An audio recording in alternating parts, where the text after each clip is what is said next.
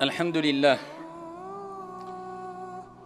Alors, nous savons toutes et tous que dans notre croyance, en tant que musulmans et musulmanes, nous avons la ferme conviction que la fin du monde aura lieu. Et qu'il y a des signes de la fin du monde, des signes précurseurs de la fin du monde, petits et grands. Et cela ne doit aucunement nous pousser à tomber dans une parano quelconque. Mais c'est une réalité. Et nous savons, comme le prophète alayhi salatu wassalam nous l'a informé, que parmi ces signes, il y a la venue de Al-Masih ad-Dajjal, l'Antéchrist. Et les questions que les gens se posent souvent, c'est: existe-t-il? Est-il présent aujourd'hui? Et si oui, où est-il? Comment est-il? Et qu'est-ce que vraiment cette épreuve qui est l'épreuve, la tentation de Al-Masih ad-Dajjal, le faux Messie ou l'Antéchrist? C'est ce qu'on va voir rapidement, Inch'Allah, wa billahi tawfiq.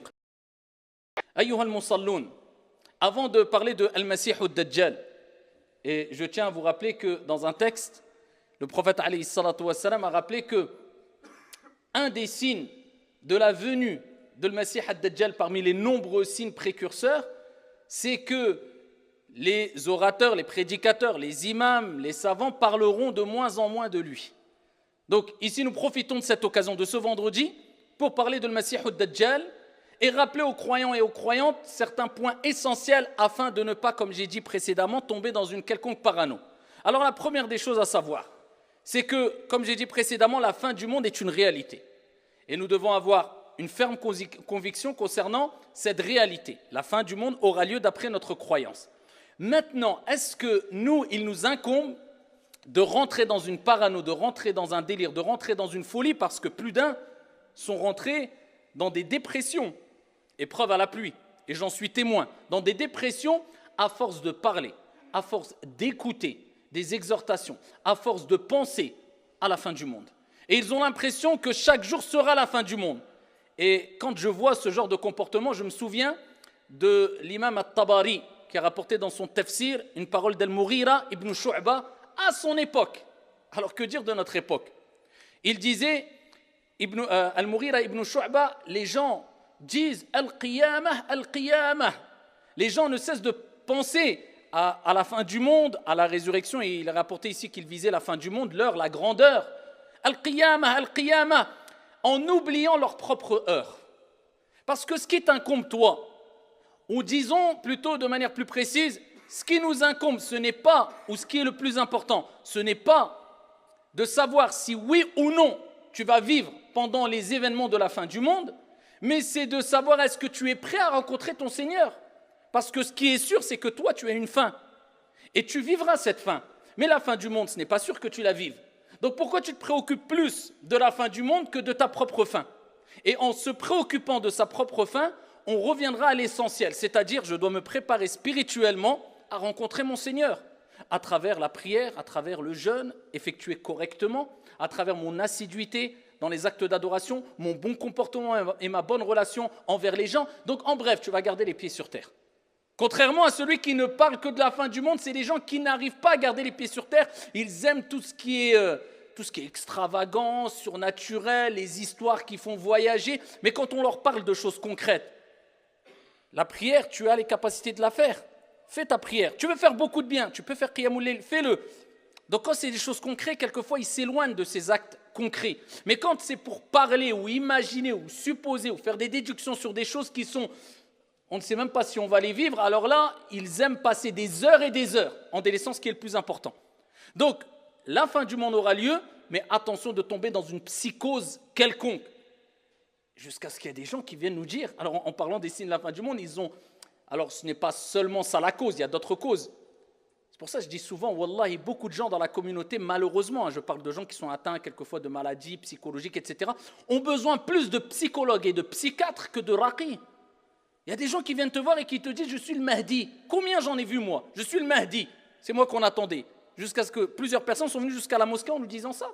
J'en ai rencontré plein. Je suis le Masih ad-Dajjal. Bien sûr qu'ils sont pris de folie. Mais pourquoi ils ont été à jusque dire ces paroles-là? C'est des croyants, des musulmans. Même s'ils sont pris de folie, pourquoi ils s'accrochent à ces convictions-là?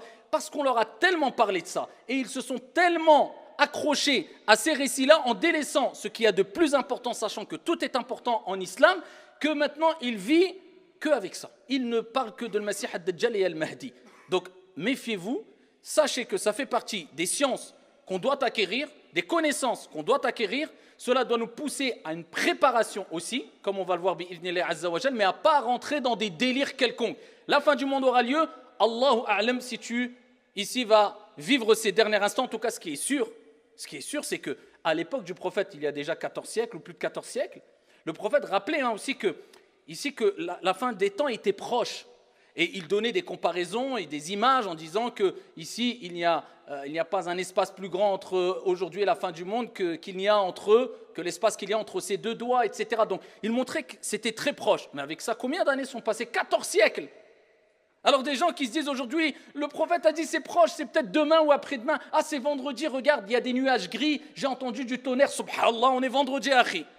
Il y a eu qu'est-ce que ça veut dire? Il y a des petits signes et il y a des grands signes. Et quand les grands signes vont venir, on n'a pas encore vécu de grands signes, quand les grands signes vont venir, soit c'est une réalité, l'un va s'enchaîner avec l'autre. Quand on rentre dans les grands signes, on n'est pas dans les grands signes. Et pour l'instant, occupe-toi de ton heure à toi. Peut-être tu vas mourir dans 10 minutes et peut-être la fin du monde aura lieu dans 50 milliards d'années. C'est possible, Allahu a'lam. Donc reste ici, garde les pieds sur terre et reste avec nous. Par contre, parler de le Masih ad-Dajjal, c'est important et c'est une réalité. Alors certains rentrent dans un autre excès en disant le Masih ad-Dajjal, non, c'est des textes qui sont la plupart faux. Dans une grande partie des sujets en religion, on va trouver des textes qui sont faibles et d'autres textes dans le même sujet qui sont bons. Est-ce que ça fait qu'on rejette le sujet? Non. Et est-ce que si un texte est daïf, ça fait qu'on ne peut pas travailler avec des règles bien sûr? Non. Est-ce que ça fait qu'on doit le rejeter? Non. Est-ce que ça fait que c'est un hadith mensonger s'il est faible? Ça dépend du degré de faiblesse. Non. Et de plus, concernant le Masih ad-Dajjal, l'antéchrist, le faux messie, ça regorge de hadiths authentiques, même s'il y a des hadiths faibles. Il y a plein de hadiths authentiques.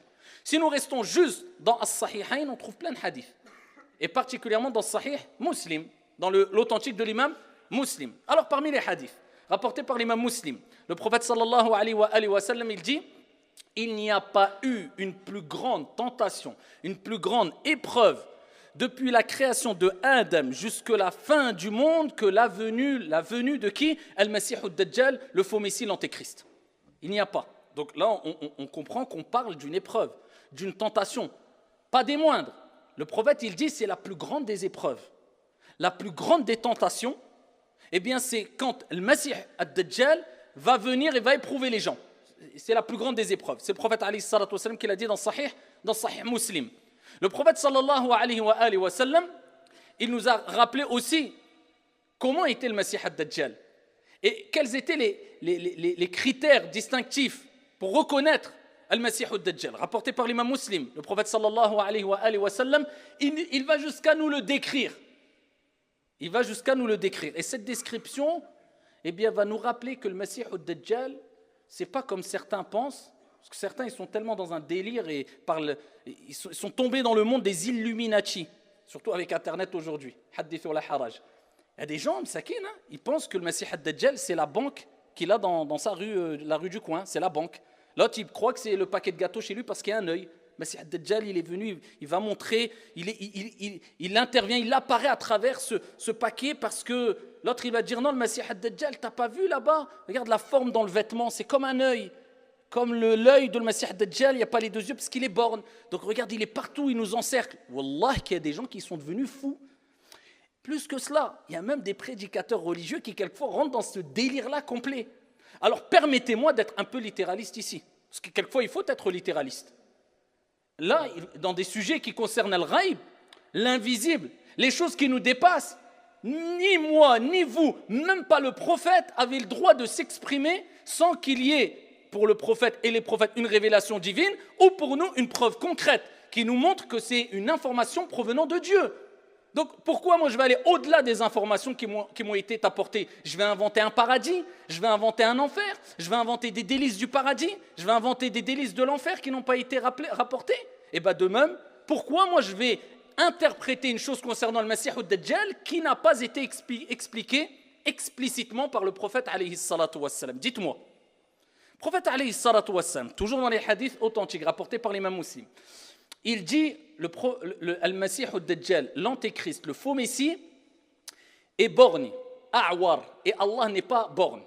Al-kamal lillah, la perfection appartient à Dieu. Donc le prophète alayhi salatu wassalam dit que le Masih ad-Dajjal est borgne. Et il dit entre ses deux yeux. C'est-à-dire que quand on dit il est borgne, il a un œil effacé. D'accord? Quand on parle de Mamsouh, ça renvoie vers le terme Al-Masih aussi. Certains savants ont donné plusieurs définitions différentes. Parmi les définitions du terme Al-Masih ou Dajjal, c'est Al-Masih, celui qui a quelque chose d'effacé, c'est-à-dire un œil effacé. Ad-Dajjal renvoie aussi vers un terme arabe qui désigne le mensonge, c'est-à-dire c'est celui qui est borgne et qui est menteur. Et on le traduit par l'antéchrist pour le désigner, ou bien le faux messie. C'est un homme qui va venir et qui va prétendre être un dieu ou un prophète et être la vérité pour les gens. Et il va tromper les gens. Et il va égarer les gens et il va venir avec des signes exceptionnels que Dieu va lui permettre d'avoir. Dieu va lui permettre de faire, mais tout cela par la permission divine. Mais c'est quelqu'un qui est égaré et qui égarera les gens, ça sera son but. Le prophète, il dit entre ses deux yeux, il y a 3 lettres, Kaf, Fa, Ra. Tout le monde pourra les lire, celui qui sait lire ou pas, parmi les croyants. Et cela désignera soit kafir ou bien kafara, qui montrera sa dénégation. Le fait qu'il n'est pas croyant, qu'il s'est opposé à la croyance pure et saine. Et le prophète, alayhi salatu wassalam, il dit, tous les prophètes, dans le même hadith rapporté par Muslim toujours, ici il dit, il n'y a pas un prophète qui a été envoyé sans qu'il ne mette en garde sa communauté contre l'avenue de Al-Masih ad-Dajjal, l'antéchrist. Tous les prophètes, Allah les a envoyés, ils ont mis en garde leur peuple, en leur disant, méfiez-vous, préparez-vous. Voilà comment il faut réagir si vous êtes présent quand Al-Masih ad-Dajjal, l'antéchrist, sera là. Parce qu'on a dit précédemment, le prophète a dit qu'il n'y a pas plus grande fitna, plus grande épreuve que la venue de Al-Masih ad-Dajjal.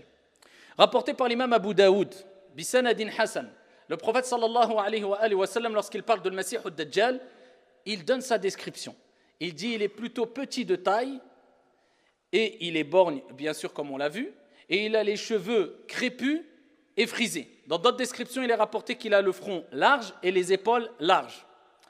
Et il y a plusieurs autres descriptions concernant le Masih ad-Dajjal qui rappellent que, comme on dit, un grand groupe de savants, que ce n'est pas un diable, mais c'est un être humain qui fait partie des enfants d'Adam. C'est une espèce, une créature qui fait partie des êtres humains. Alors, le Masih ad-Dajjal va venir avec des miracles, si on veut, entre guillemets. Va venir avec des signes, va venir avec des choses qui vont impressionner. Et le prophète alayhi salatu wassalam l'a rappelé dans le hadith rapporté encore par Muslim, dans son sahih, dans son recueil authentique. Il dit que le Masih ad-Dajjal viendra avec, traduction du sens, l'image du paradis et de l'enfer. Et dans une autre version, avec l'enfer et un fleuve. Le prophète alayhi salatu wassalam, il dit, son enfer sera le paradis et son paradis, ou bien le fleuve, sera ici l'enfer. Et donc il a recommandé, il a dit aux compagnons, il les a préparés en leur disant, si vous voyez son enfer, car ce n'est pas réellement l'enfer, mais l'image de l'enfer qui vous met devant, qui vous propose, vous imaginez, l'enfer avec ses affres, avec ses... Eh bien il pourra donner la vision de soi-disant l'enfer en face des gens. Et du paradis pareil.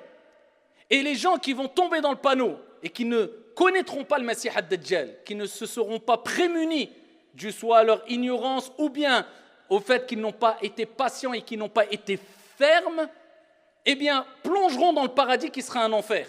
Et ceux qui auront délaissé ce paradis car ils sauront pertinemment que c'est un menteur kadhab, c'est un fattan, eh bien ils plongeront dans l'enfer qui sera un paradis. Et ça, c'est parmi les plus grandes des épreuves ici qui seront en face ou qui seront, auxquelles seront confrontés les croyants et les croyantes. Paradis, l'enfer en face de toi et voilà. Ça, c'est parmi les choses que le prophète alayhi salatu wassalam a dit.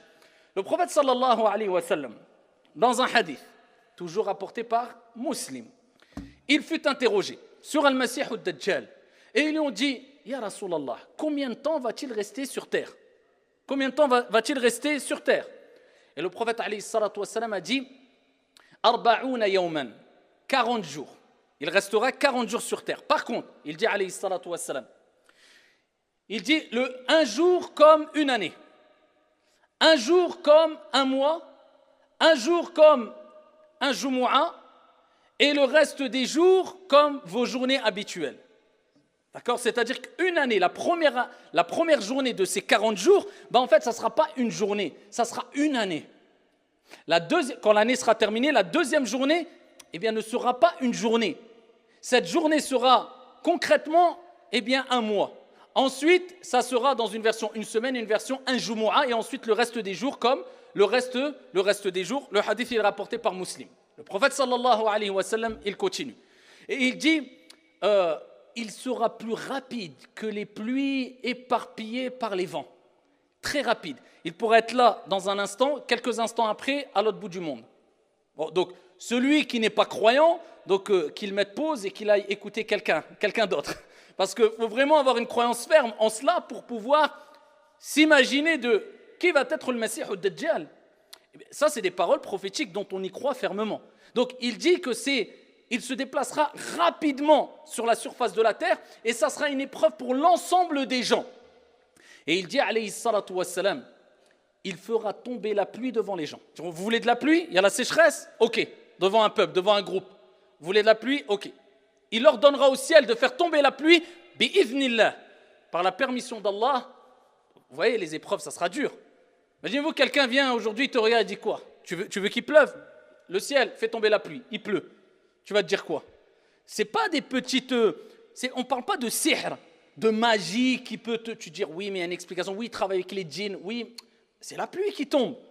Donc, il fera des choses impressionnantes. Il traversera, toujours dans le hadith rapporté par Muslim, le prophète sallallahu alayhi wa sallam, il dit dans le même hadith, il passera par des ruines et il ordonnera aux ruines de faire sortir ses trésors. Il y aura des ruines et des trésors cachés, des choses qui sont enfouies, peut-être depuis des siècles, etc. Il ordonnera à ces ruines de faire sortir ses trésors et le prophète, il dit, ils sortiront comme un amas d'abeilles. Vous avez vu des abeilles? Si tu vas les déranger, un groupe d'abeilles, ils sortent et en plus de cela, si toi tu les déranges, tu cours, ils te suivent. Pareil. Les trésors sortiront comme ça en masse et ils suivront où il veut Al-Masih ad-Dajjal, l'antéchrist, le faux messie.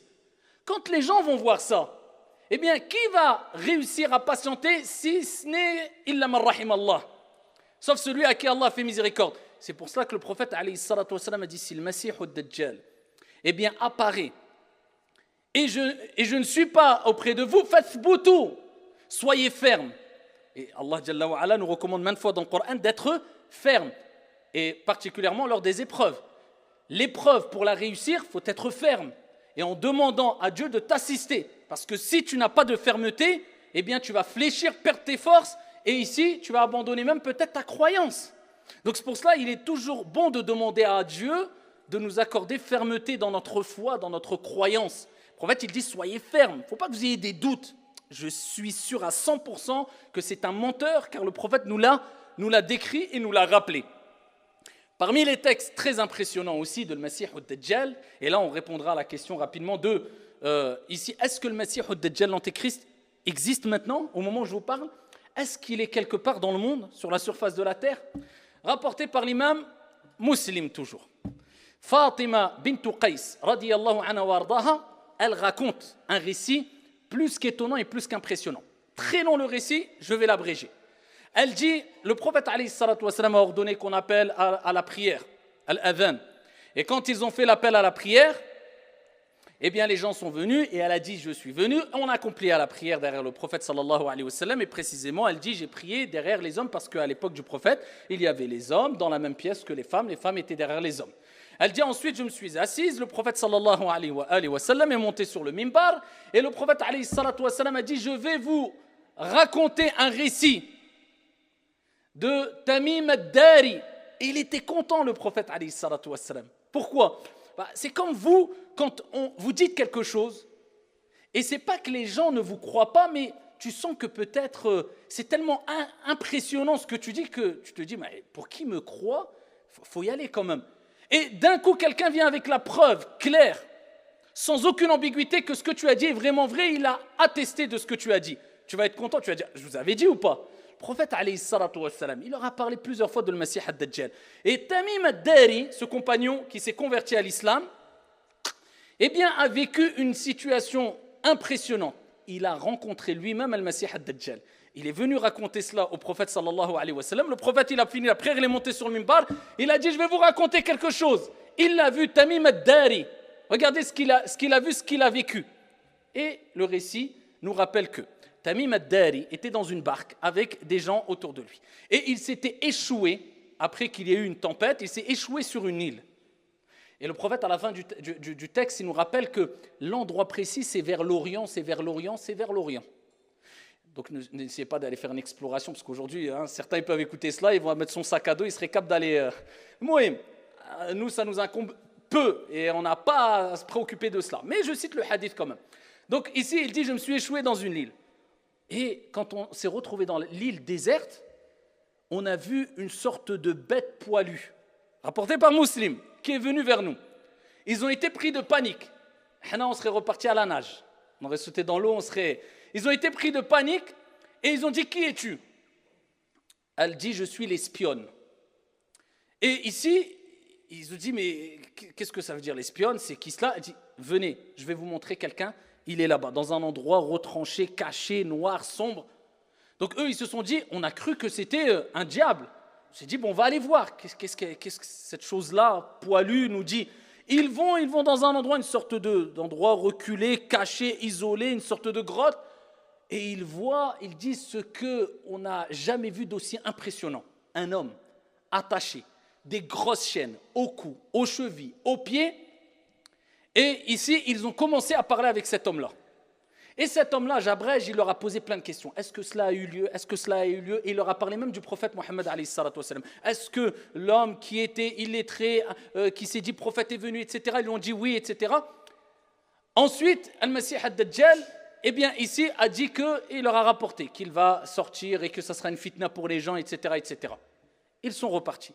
Le prophète sallallahu alayhi wa sallam, ici, a raconté cela et il a raconté le passage où l'antéchrist, le Masih ad-Dajjal, a dit « Je partirai partout, je rentrerai partout, sauf à Mecca et à Taïba. » À Mecca et à Taïba, je ne rentrerai pas. Le prophète, il était sur le minbar, il avait son bâton et il a tapé 3 fois sur le minbar en disant « Je vous avais dit, ici, il a dit Mecca et Taïba, Mecca et Taïba, Mecca et Taïba. » Il dit « C'est ce que je vous avais dit. » Parce que le prophète leur a dit que le Masih ad-Dajjal, l'antéchrist, partira partout, pourra rentrer partout, sauf à la Mecque et à Médine. Taïba, c'est-à-dire à Médine. Pourquoi? Parce que Taïba et Mecca sont des endroits sacrés qui sont préservés, protégés par Al-Malaïka, par des anges autour, et il ne pourra pas rentrer.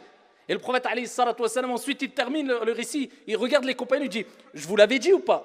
Traduction du sang, je vous avais raconté cela ou pas? Je dis « Na'am ya Rasulallah » Donc le prophète, alayhi salatu wassalam, a été content que ce qu'il a dit, eh bien, a été attesté par des personnes de confiance qui l'ont vu de leurs propres yeux. Et c'était ici Al-Masih ad-Dajjal, d'où la parole d'un grand nombre de savants qui disent qu'il existe, il est présent et il est enchaîné aujourd'hui dans un endroit du monde, Allahu A'lam, Dieu seul sait où c'est exactement.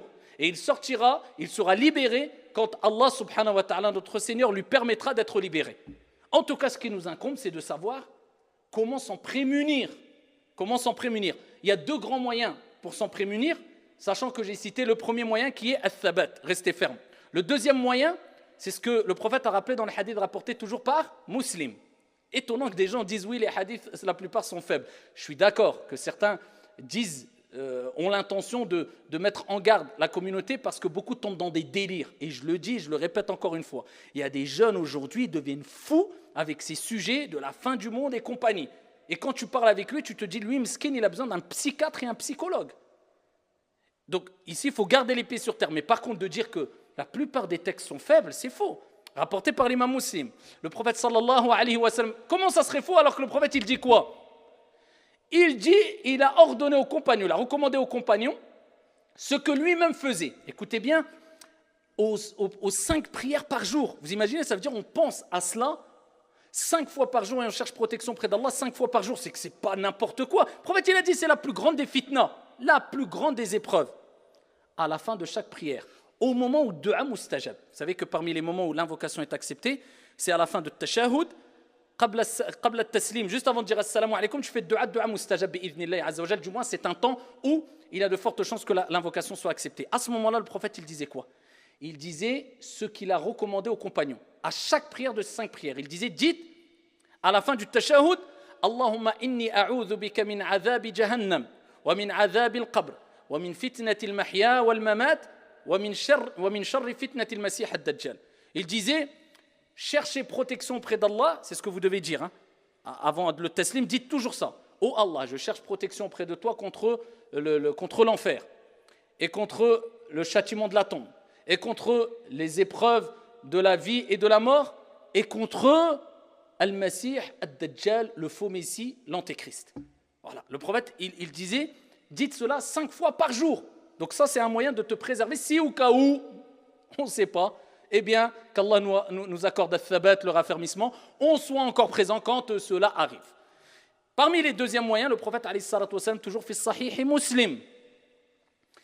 Il dit, il y a 2 hadiths différents qui rejoignent ici le sens de ce hadith-là, et il nous dit, celui qui récitera les 10 premiers versets de Surat Al-Kahf, d'accord, les 10 premiers versets de Surat Al-Kahf, la caverne, bien sera prémuni, préservé contre la tentation de Al-Masih Ad-Dajjal, contre l'Antéchrist. Et dans une autre version, il est rapporté les 10 derniers versets de Surat Al-Kahf, d'où l'importance de les apprendre ou de les lire souvent. D'accord? Si la personne les apprend, c'est-à-dire les 10 premiers versets particulièrement de Surat Al-Kahf, qui sont très faciles à apprendre, eh bien, c'est un moyen de se préserver contre le Masih Ad-Dajjal. Et pour terminer, le Masih Ad-Dajjal, eh bien, sera tué. Par qui? Par Jésus, Isa ibn Maryam, alayhi salam. Allah tabaraka wa ta'ala ordonnera à Isa, parce que Isa n'est pas mort, Jésus n'est pas mort, comme Allah Jalla wa Ala dit, il n'a pas été tué, il n'a pas été crucifié, mais on lui a donné une ressemblance à un autre personnage et on l'a élevé et Allah l'a purifié. Isa alayhi salam. Et il descendra près des minarets blancs en Syrie, Isa alayhi salam, et il poursuivra Al-Masih Ad-Dajjal. Allah Jalla wa Ala apportera une délivrance aux croyants et aux gens quand il enverra Jésus, Isa, qui redescendra et qui fera tawaf autour de la Kaaba et qui priera Isa alayhi salam et qui, sur la terre, il redescendra et il mourra en tant que musulman. Eh bien, Isa poursuivra le Masih Ad-Dajjal et quand le prophète alayhi salatu wassalam fait sahih a dit quand Al-Masih Ad-Dajjal verra Isa, il va fondre comme le sel fond dans l'eau. Ensuite, Isa le poursuivra après cela. Et il prendra la fuite jusqu'à ce que Isa, dans un endroit particulier en Palestine, eh bien, il l'attrapera, il ira jusqu'à proximité de Masih Ad-Dajjal, et Jésus, Isa alayhi salam, lancera sa lance et il tuera ici Al-Masih Ad-Dajjal. Et voilà les informations, en gros, ici, de manière résumée, qu'on a sur Ad-Dajjal. Donc Ad-Dajjal, eh bien, on a donné sa description, on répète, ce n'est pas une société, ce n'est pas une vidéo, ce n'est pas une banque, ce n'est pas un groupe de personnes. On a donné les descriptions. Khlas, intaha al-kalam wa qudiya al-amr. C'est le prophète alayhi salatu wassalam qui l'a dit. Maintenant, concentre-toi dans ce qui est clair sans aucune ambiguïté. Je dois prier, je dois jeûner, je dois me préparer pour le delà, je dois faire du bien parce que même celui qui a fait énormément de bien regrettera dans sa mort qui est très proche, dans notre mort qui est très proche, de ne pas en avoir fait assez, sans rentrer dans une exagération quelconque, en restant dans le juste milieu, regrettera de ne pas avoir eu un bon comportement envers les gens, afin que les gens témoignent de son bon comportement, et que ça soit un argument pour lui au jour de la résurrection. Donc, gardons les pieds sur terre, prenons ces informations qui nous permettent d'augmenter notre connaissance religieuse. Hada wallahu ta'ala a'la wa a'lam wa ahkam. Sallu wa sallimu rahimakum.